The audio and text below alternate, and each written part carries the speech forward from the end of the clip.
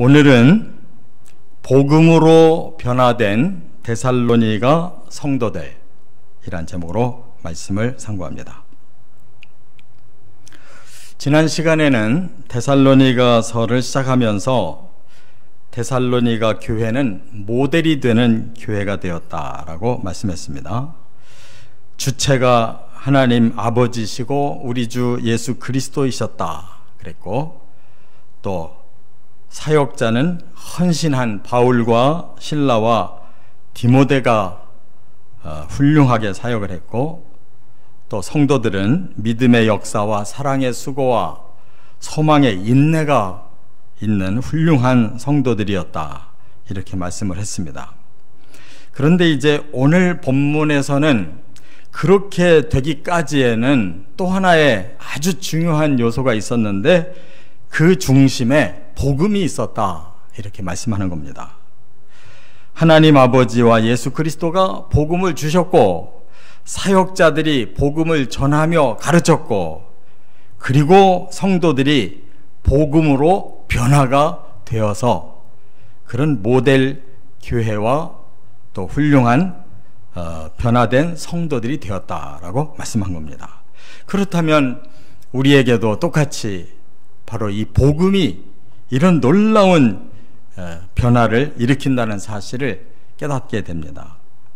먼저 지난 시간에 우리가 데살로니가서를 들어가면서 데살로니가에는 이 마게도냐라고 하는 큰 그 지역의 수도가 되었고, 또 인구도 많았기 때문에 일찍부터 디아스포라 유대인들이 많이 살고 또 회당까지 있었기 때문에 바울이 복음을 전하기가 수월했다라고 그랬습니다. 그래서 이제 많은 사람이 예수를 믿었습니다. 그런데 또 그만큼 아주 큰 어려움도 있었는데, 바로 보수적인 유대인들이 복음을 거부하고 오히려 물리적으로 강력하게 박해를 했기 때문에 바울은 그곳에서 오랫동안 계속 복음을 전하고 싶었으나 할 수 없이 결국 남부 아가야 지역으로 옮겨갈 수밖에 없었다고 그랬어요. 그런데 그럼에도 불구하고 이렇게 데살로니가 교회는 박해 속에서도 아주 훌륭한 교회가 되었다는 것, 이것이 우리들에게 귀한 모델이 되고, 또 그 훌륭한 성도들의 신앙이 우리들에게도 그러한 모범이 되고 있다는 것입니다. 우리 교회에서 이 지역을 성지 순례를 간 적이 있었는데, 그곳에 빌립보 교회든지 데살로니가 교회든지 또 남부에 있는 또 아데네나 고린도 교회들을 방문하면서 그곳에서 감동을 받은 것이 하나 있었습니다. 그것은 바로 세워진 교회의 그 현판에 보면 그 교회를 섬겼던 일대부터 지금 현재까지의 그 목회자들의, 담임 목회자들의 그 이름을 쭉 나열한 그런 것을 보게 됐는데, 바로 거기에 일대에 바로 사도 바울이 그 이름이 기록되어 있는 것을 보고 마치 2000년 전으로 돌아가서 그 현장에 서 있는 것 같은 감동을 받은 바가 있었습니다. 이처럼 2000년 전에 세워진 이 데살로니가 교회는 오늘 우리들에게도 똑같은 그런 감동을 줄 수 있는 그런 요소가 바로 오늘 본문에서 우리들에게 보여주고 있습니다. 그렇기 때문에 그들이 어떻게 이렇게 놀라운 변화가 일어났는지, 그 중심에 있는 복음이 과연 어떤 역할을 했는지 세 가지로 말씀을 상고합니다. 첫째, 10절에 보면 그들은 복음을 확실히 깨달았다 하는 것을 말하고 있어요. 한번 10절을 다 같이 읽겠습니다. 또 죽은 자들 가운데서 다시 살리신 그의 아들이 하늘로부터 강림하실 것을 너희가 어떻게 기다리는지를 말하니 이는 장래의 노하심에서 우리를 건지시는 예수시니라. 여기 한 절에 복음이 무엇인가를 다 여기에다 담아놨어요. 바로 그 복음의 주인공은 예수신이라고 밝혔고, 그 예수님이 우리에게 주신 복음이 무엇인가를 6가지 단어로 표현을 했는데, 이것이 복음의 핵심 교리라는 것입니다. 그래서 그 데살로니가 교인들이 어째서 놀라운 변화가 일어났느냐, 이 복음을 확실하게 깨달았기 때문입니다. 예수님이 우리를 위해서 6가지의 귀한 사역을 하셔서 우리를 구원하셨다는 거예요. 그것을 오늘 우리도 똑같이 깨달아야 됩니다. 복음이 우리 것이 돼야 돼요. 그 첫 번째가 무엇이냐면, 여기 보니까 예수 그리스도의 죽으심을 말씀하고 있다는 거예요. 또 죽은 자들 가운데서라고 시작합니다. 그러니까 예수님은 죽은 자들 가운데 계셨어요. 다시 말하면 십자가로 죽으셨습니다. 왜 그럴까? 성경에서 메시아를 보내실 것을 하나님이 예언하셨는데, 그 예표의 하나로 바로 어린 양을 희생 제물로 삼아서 그 어린 양의 희생을 통해 사람들의 죄와 죄값인 저주, 죽음까지 다 풀어주겠다고 하나님이 예언하신 말씀을 예수님이 그대로 성취하심으로, 예수님의 십자가의 죽음은 바로 죄값을 해결하는 희생 제물이라는 것입니다. 그러므로 우리가 예수 그리스도의 십자가를 믿을 때 우리의 죄도 다 사함받고 또 우리의 저주도 풀릴 수 있는 의로운 자가 될 수가 있다, 그 말입니다. 두 번째 핵심은 뭐냐? 여기 보니까 다시 살리신 그의 아들이라고 말씀했어요. 예수 그리스도는 십자가에 돌아가셨으나 다시 살아나셨다, 즉 부활하셨다라고 말씀한 겁니다. 바로 이 부활을 예수님이 하신 이유는 예수님 자신을 위해서가 아닙니다. 바로 죄로 인해 죽어있던 우리가 이제 그 저주가 풀리고 영원한 형벌에서 자유할 수 있는 부활의 몸을 우리를 회복시켜 주시기 위해 첫 열매로 먼저 부활하신 것입니다. 그러므로 예수님의 부활을 믿는 자들에게는 바로 그 부활이 그 후에 함께 이루어진다, 그런 말씀입니다. 또 세 번째 핵심이 뭐냐? 여기 하늘이라고 말씀을 했는데, 이 말씀은 부활하신 후에 하늘로 가셨다는 뜻이에요. 지금 여기에 지상에 계시는 것이 아니고 부활하시고 40일 후에 하늘로 가셨습니다. 승천하셨어요. 왜 예수님이 이 땅에 계시지 아니하고 승천하셨을까? 그 목적을 요한복음 14장에서 확실하게 말씀했는데, 너희는 마음에 근심하지 말라. 하나님을 믿으니 또 나를 믿으라. 내 아버지 집에 거할 곳이 많도다. 그렇지 않으면 너희에게 일렀으리라. 내가 너희를 위하여 거처를 예비하러 가노니, 그랬습니다. 예수님이 부활하셔서 이곳에 계셨더라면 더 예수님을 믿기가 좋았고 또 더 힘을 얻었을 텐데, 가신다고 하니까 제자들이 근심할 수밖에 없었어요. 그러나 내가 가는 것이 오히려 너희들에게 더 좋은 일이다. 왜? 아버지 집, 하나님 나라에 너희들이 거해야 할 집을 예비하러 간다라고 말씀했어요. 그래서 지금도 이것은 현재형입니다. 예수님은 하늘나라에서 우리 성도들이 살아야 될 곳을 지금 준비하고 계시다, 그 말이에요. 그리고 이제 네 번째 핵심이 뭐냐? 바로 하늘로부터 강림하신다라고 말씀했어요. 강림이라는 말은 내릴 강자예요. 임할 임자예요. 예수님은 하늘에서 내려오십니다. 우리에게 임하시기 위해서. 그러면 왜 강림하시느냐? 이것을 보고 재림이라고 그래요. 초림은 예수님이 태어나셔서 우리를 위해 복음을 주셨고, 재림은 다시 오셔서 우리를 위해서 구원하시기 위해 오시는 거예요.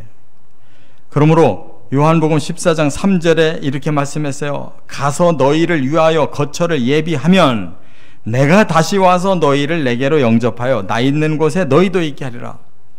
예수님이 오시는 것은 우리를 구원해서 이제 그 거처 하늘나라로 우리를 데리고 가서 그곳에서 함께 있게 하게 하시려고 오신다는 거예요. 그 다음에 다섯 번째 핵심이 예수님의 심판을 말씀했는데 장래의 노하심에서라고 말씀했어요. 이 말은 뭐냐? 이제 장래라는 것은 아직 이루어지지 않은 미래예요. 그러나 이 역사 속에 반드시 오게 될 그 마지막은 심판입니다. 하나님의 진노가 떨어지는 거예요. 그런데 이 심판을 하나님은 예수님에게 맡기셨어요. 요한복음 5장 22절에 보면 아버지께서 아무도 심판하지 아니하시고 심판을 다 아들에게 맡기셨으니 27절에 보면 인자됨으로 말미암아 심판하는 권세를 주셨느니라. 그렇다면 우리 구주 예수님이 바로 심판대에 앉아서 세상의 모든 인류를 다 심판하신다는 거예요. 그때에 두 가지의 부활이 있다고 그랬어요. 하나는 선한 일을 행한 자는 생명의 부활로, 악한 일을 행한 자는 심판의 부활로 나오리라 라고 29절에 말씀했는데, 바로 이 심판의 때에 부활하는 자들이 바로 하나님과 예수 그리스도의 그 심판의 기준에 못 미쳐서 영원히 형벌을 받을 심판을 말씀하는 거예요. 그리고 이제 마지막 여섯 번째 핵심이 구원인데, 우리를 건지시는 예수신이라 그랬어요. 그럼 여기에 우리는 누구냐? 바로 예수님을 믿고 이처럼 십자가로 죄 씻고 부활로 우리가 모든 저주를 풀고 예수님과 함께 이제 영원히 살아야 될 그 나라에 들어갈 사람들, 그들은 생명의 부활을 한다고 그랬습니다. 심판의 부활 때에 부활하는 자들은 영원한 형벌로 가기 위해서, 또 구원받을 우리들에게는 영원한 생명을 주시기 위해서 부활시키신다고 말씀했어요. 그러므로 여기까지 우리가 예수님을 통해서 이제 이루어져 가야만 그 영원한 나라에 들어가게 되는데, 여기서 가장 그 클라이막스가 뭐냐? 예수님 오시는 것입니다. 그 예수님 오시는 순간을 우리가 맞이해야 되는데, 바로 이 데살로니가에서 아주 너무 놀라운 말씀을 계시해 주셨는데, 데살로니가 전서 4장에 보면 16절부터 이런 말씀이 있어요. 주께서 호령과 천사장의 소리와 하나님의 나팔 소리로 친히 하늘로부터 강림하시리니. 우리가 지금 앞에서 강림하신다는 것을 들었는데, 그걸 구체적으로 4장에서 설명한 거예요. 천사장의 호령, 주께서 호령과 천사장의 소리와 하나님의 나팔 소리와 함께 하늘에서 내려오신다는 거예요. 그때에 그리스도 안에서 죽은 자들이 먼저 일어나고, 우리 성도들 가운데 이미 돌아가셔서 땅속에 계신 분들, 그때 먼저 부활한다는 거예요. 그 후에 우리 살아남아 있는 자들도 그랬는데, 강림하시는 그 순간에 살아있는 상태로 예수님을 믿고 기다렸던 성도들은 그들과 함께, 그러니까 죽었다가 부활한 그 믿음의 선조들과 함께 구름 속으로 끌어올려 공중에서 주를 영접한다 그랬어요. 지상에서 예수님 만나는 게 아닙니다. 하나님의 나라에서 내려오시고 우리는 지상에서 올라가서 공중에서 예수님을 만난다. 그리하여 우리가 항상 주와 함께 있으리라. 그때부터 주님과 우리는 항상 함께 하는 것입니다. 이와 같이 이 6가지의 핵심, 이 복음이 바로 그들의 마음속에 확실히 깨달아짐으로 놀라운 변화가 일어났다 하는 것입니다. 오늘도 마찬가지예요. 예수 그리스도의 십자가와 부활과 승천과 또한 강림과 그리고 심판과 이 구원의 원리를 깨닫고 끝까지 주님과 함께 할 때 우리도 완전한 구원을 받고 이처럼 변화가 일어나는 것입니다. 두 번째, 여기에 한 가지를 더 주신 것이 있는데 5절에 보니까 복음을 확실히 체험했다 하는 것입니다. 깨달은 것은 우리의 마음으로 깨달은 것이고, 확신하는 것은 우리의 삶으로 이제 드러나는 것입니다. 5절을 한번 같이 읽겠습니다. 이는 우리 복음이 너희에게 말로만 이른 것이 아니라 또한 능력과 성령과 큰 확신으로 된 것임이라. 우리가 너희 가운데서 너희를 위하여 어떤 사람이 된 것은 너희가 아는 바와 같으니라. 여기 보면 이제 복음을 확실히 깨닫고 믿고 구원을 받았는데 그 증거가 나타나기 시작했어요. 그 삶의 증거가 나타났어요. 어떻게? 바로 능력이 임하고 성령이 역사하셔서 마음에 큰 확신이 생겼다는 거예요. 여러분, 우리 사람은 지정의가 있어서 지식으로도 받아들이고 감정적으로도 느끼고 의지로도 확신을 해야 그때부터 그 모든 것이 우리의 삶 속에서 함께 살아갈 수가 있는 겁니다. 복음이 우리 것이 되려면, 우리의 삶 속에서 함께 동역하려면 바로 이와 같은 체험이 필요해요.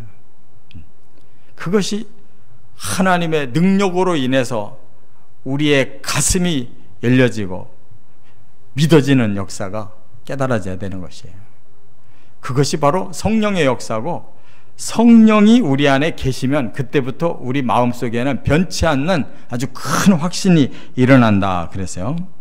그런데 여기 보면 성도들이 그때부터 이제 변화가 생기는 것입니다.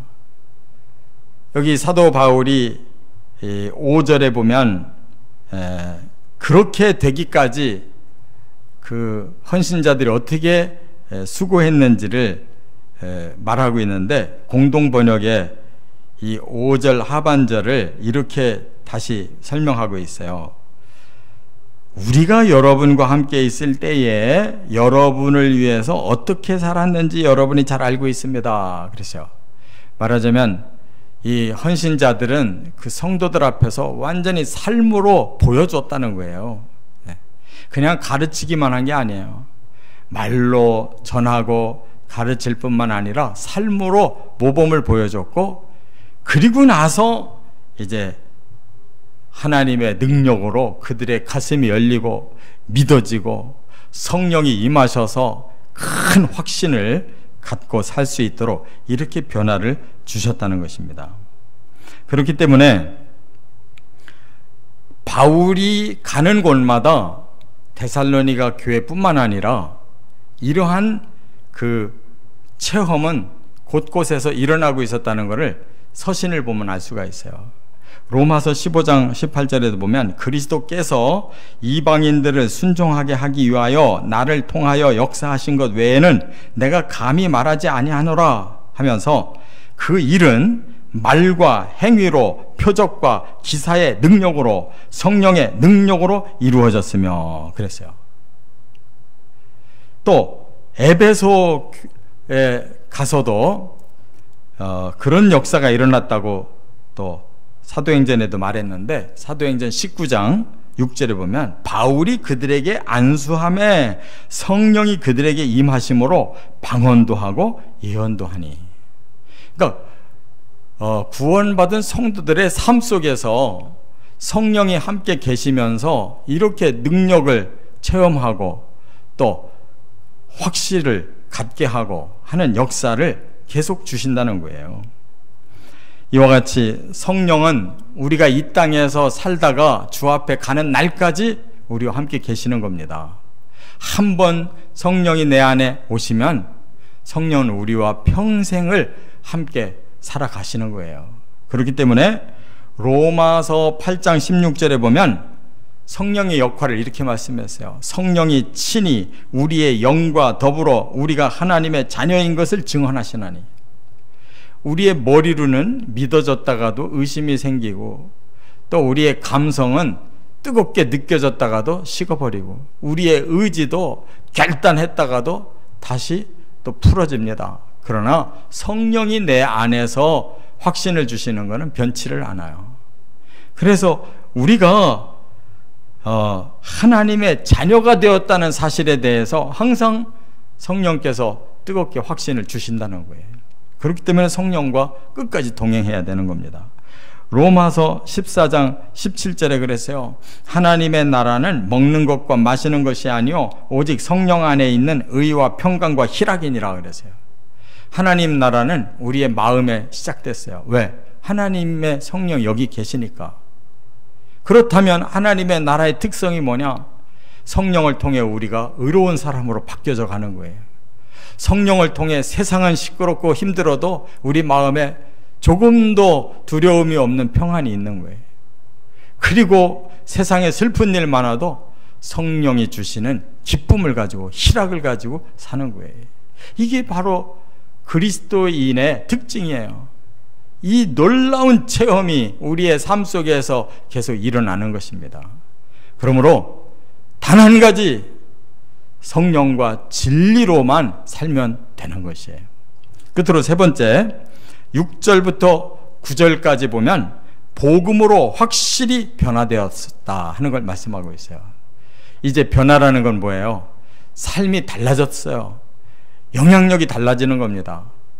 자, 6절과 7절을 한번 같이 읽어보겠습니다. 또 너희는 많은 환난 가운데서 성령의 기쁨으로 말씀을 받아 우리와 주를 본받은 자가 되었으니 그러므로 너희가 마게도냐와 아가야에 있는 모든 믿는 자의 본이 되었느니라 그랬습니다. 데살로니가 교회 성도들은 이제는 삶 속에서 영향력을 끼치기 시작했어요. 그래서 그 마음속에 예수를 믿고 또 신앙생활을 하는 것이 얼마나 다이나믹하게 하게 되었는지를 여기서 말씀하고 있어요. 그런데 그 환경은 평안한 게 아니었습니다. 환난 속에 있었어요. 많은 환난 가운데서 기쁨이 있었는데 성령이 주시는 기쁨이 있었다 그랬어요. 또 하나님께서 말씀을 주시는데 그 말씀이 그렇게 그들에게 큰 능력이 되었다는 거예요. 그리고 여기 우리와 주를 본받았다라는 말은 아주 적극적으로 헌신자들의 그 배움을 순종하고 또 하나님 앞에 순종하는 신앙 생활이 아주 역동적으로 일어났다는 거예요. 그래서 그들의 마음의 확신으로 그치는 게 아니라 이제는 그 삶으로 영향력 있는 신앙생활의 모습이 드러났기 때문에 마게도냐와 아가야에 있는 모든 믿는 자의 본이 됐다. 이 마게도냐라고 하는 건 지금 그리스의 북부 지역을 말하고 아가야라고 하는 것은 그리스의 남부 지역을 말해요. 그러니까 그리스 지역 전체에 이들의 그 믿음의 모습이 아주 모델이 됐다는 거예요. 사람들에게, 모든 교회들에게 본이 됐다는 거예요. 뿐만 아니라 9절로 넘어가 보면 이제 그들은 자기들이 믿은 것을 이제 간증하게 됐는데 뭐라고 했느냐? 우리가 본래 우상숭배에 찌들어 살았던 자들이다. 그런데 그 우상을 우리는 다 버렸다. 그리고 이제 하나님께로 돌아와서 정말 살아계신 하나님, 참되신 하나님을 이제 우리가 믿으니 너무너무 행복하다라고 간증까지 한다는 거예요. 그래서 사람들이 그 사람들의 말을 믿고 다 예수를 믿게 됐다, 그런 뜻입니다. 이와 같이 우리가 변화된 것은 우리의 마음 속만이 아닙니다. 우리의 삶의 태도가 바뀌어서 다른 사람에게 이제는 그 복음을 간증하고 또 그들에게도 그 복음을 믿고 또 그런 변화가 일어나도록 이렇게 선한 영향력을 끼치는 것이, 그게 바로 변화의 삶이라는 것이에요. 데살로니가 교회는 이렇게까지 놀랍게 변화를 해서 이제는 그리스 지역에서만 데살로니가 성도들이 본이 된 게 아니에요. 이 뒤에 보면 뭐라고 그랬어요? 이 모든 곳에, 각 처에 너희들의 믿음의 소문이 자자하다 그랬어요. 이 말은 뭐예요? 데살로니가가 있는 마게도냐 북부뿐만 아니라 고린도나 아덴 교회가 있는 남부뿐만 아니라 이제는 다른 각처라 그랬으니까 이미 사도 바울이 먼저 복음을 전한 아시아 전역, 그리고 처음 복음이 시작된 이스라엘, 그러니까 그 당시에 온 지중해 주변에 그 많은 이 복음을 전해서 또 일어난 교회와 성도들이 다 데살로니가 교회 성도들 하면 다 믿음이 너무너무 훌륭하다라고 이렇게 소문이 나 있었다는 거예요. 오늘날로 말하면 전 세계적으로 이렇게 소문난 성도들이 되었다는 거예요. 얼마나 참으로 감사하고 영광스럽습니까? 이 사실에 대해서 바울은 뭐라고 그랬어요? 더 이상 할 말이 없다. 이 말은 더 이상 기뻐서 더 이상 말이 안 나온다 이런 뜻이에요. 너무너무 기쁘다. 말로 다 표현할 수가 없다. 얼마나 멋진 표현입니까? 이제 말씀을 정리합니다. 우리도 바로 이렇게 신앙생활을 하는 것이 이게 정상인 거예요. 그래서 복음이 뭐냐 아주 확실하게 깨달아야 되고, 그 복음이 내 안에 들어왔을 때 확실한 체험이 있어야 되고, 그리고 그 복음으로 우리가 살아갈 때 그 놀라운 변화가 이제 우리의 삶에 드러나서 다른 사람에게도, 그리고 모든 교회에도 이러한 선한 영향력을 끼칠 수 있어야, 그게 바로 온전한 하나님의 백성들이고 예수 그리스도의 제자들이다 하는 걸 깨닫습니다. 이런 교회와 이런 성도 되어지시기를 주의 이름으로 축원합니다.